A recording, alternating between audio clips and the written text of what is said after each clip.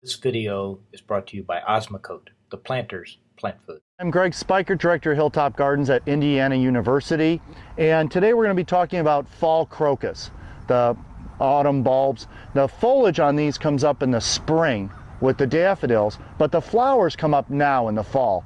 They pretty much are purpley, pinky, and white, so that's where you're at with those. And they come as a little bulb, about like this. And honest to God, this is actually the bottom, so they have like a little toe on them to stick them in the ground. So unlike tulips, where they get planted with the point up, these actually get planted point down. So, but what we're going to do first is these tend to be really expensive.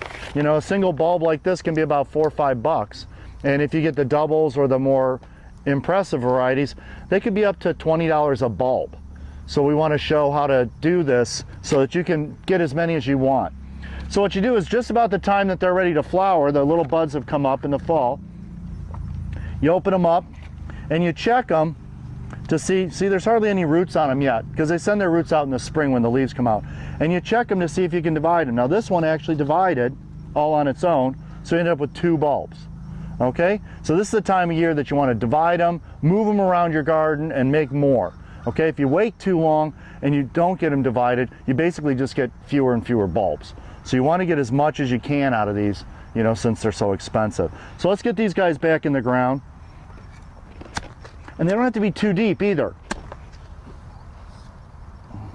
This was an old garden path that we've converted into a flower bed, and you can kind of hear the gravel, but it gives us excellent drainage for these too. So that's that. And then we're going to put these in now. And these came from our friends at Brent and Becky's Bulbs. They did a great job for us, and this is a nice little variety, has lots of little pink flowers. These, well, another thing about colchicums is they end up with anywhere from 3 to 15 flowers per bulb. That's the other reason they're kind of expensive too, because you get quite a bit of bang for your buck. So sometimes they have a little mustache on them. You make sure you take the mustache off, okay? And then just jam them in the ground. Like I said, they don't have to be too deep because they're pretty good at that. Nose down first. And just take them, point the nose down. And they're not directional like tulips, so it doesn't really matter. So